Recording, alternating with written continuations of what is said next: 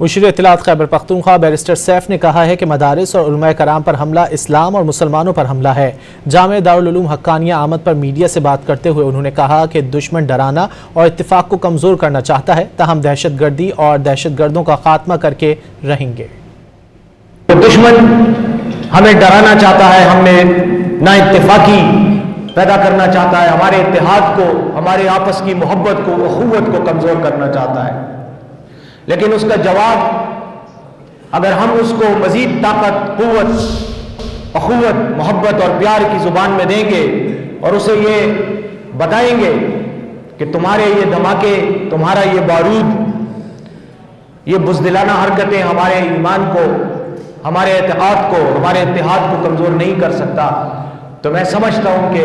مولانا حامد الحق صاحب کی شہادت، اس کا ایک ثمر، اس کا ایک نتیجہ ہمیں ضرور ملے گا۔